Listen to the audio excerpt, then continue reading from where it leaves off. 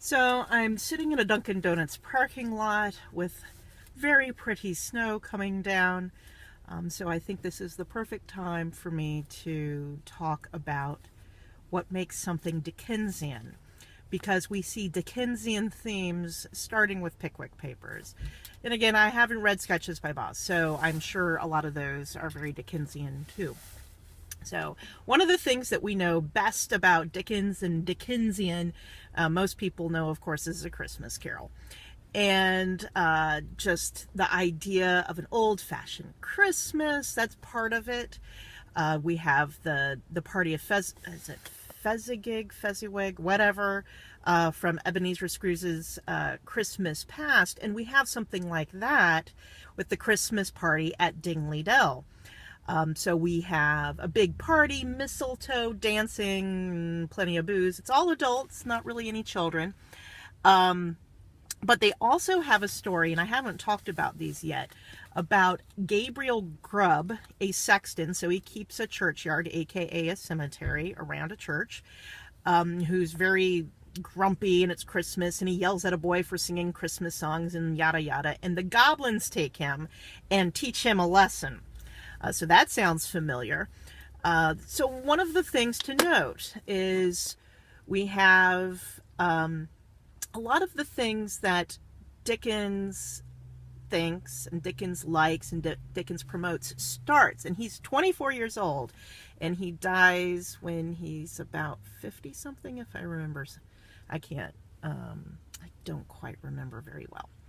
So anyway, we have the Christmas. We have all of these stories, and what's interesting is Pickwick Papers is almost entirely a comedy. Almost nothing really seriously bad or evil happens in this book, unlike basically all of the other books. We don't have any deaths. We definitely don't have any murders. No suicides. That's, of course, in the main narrative. They have these stories throughout that various characters tell or read or this, that, and the other, and that's kind of where you get the horror, you get murders, you get revenge and the dark feelings. It feels kind of weird, but it's almost like the Canterbury Tales, where you have people traveling along, nothing really bad is happening with them, and some of the stories they tell are really, really nasty. So that's kind of an interesting aspect of it. There's no other novel that Dickens does that is a purely comedy, more or less, than Pickwick Papers. Martin Chuzzlewit comes close, but that has murders in it, but that will be coming. It's my second favorite Dickens novel, by the way, Martin Chuzzlewit, so we'll get to that in a bit. The biggest thing, of course, I mean, he has dodgy lawyers, he has conmen. This is in Pickwick. We have saucy servants. Let's see. We have generosity. We have a debtor's prison.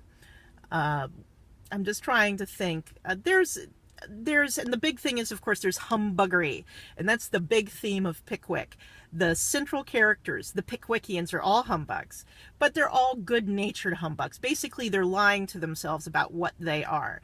Mr. Pickwick kind of fancies himself an academic, or what did he call himself? An antiquarian, and he's just a complete fool with that respect to that. All of the, quote, history and theories he comes up with are just, they're nothing. Of course, they dropped that theme early on.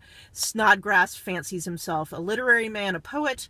Winkle thinks of himself as a sportsman. And, of course, Pickwick realizes the man can't shoot, the man can't ice skate. And ultimately, it's Pickwick who keeps saying, take that gun away from him, get those skates off his feet. He is going to hurt himself really badly, or other people. And then there's Tracy Tupman. Okay, Winkle and Snodgrass are young men, I would say late 20s, maybe mid-20s. Tupman is middle-aged. He's at least 40 years old, and he's fat, and he fancies himself a ladies' man. He's a bachelor, by the way. All four of them are bachelors. But, they fool themselves. Those are the nice humbugs. Then we have the humbugs that are kind of the villains, but they're not very villainous. Jingle and Trotter are two actors who basically go around conning people into thinking they're much higher class people, trying to get into their good graces, sometimes get some money out of them, and various other things insinuate they're very well liked by the ladies, and try to insinuate themselves into the ladies' good graces. They don't really want to get married to any of them, but they definitely want to get money out of them. So none of these are really evil people. There's a lot of weaknesses of human character that pop up, and these are themes that pop up in later Dickens novels, and it's actually my favorite stuff. I'm not really big into his dark characters. His heroes are insipid, especially the heroines are insipid in general, but the comic characters that are really more human weakness writ large starts with Pickwick, and it continues on throughout all of the novels. Well, I don't know about Drood, I never read it, but definitely through Our Mutual Friend, his last full novel, and that's my favorite, is his last novel. Anyway, another time I need to get back on the road. See y'all.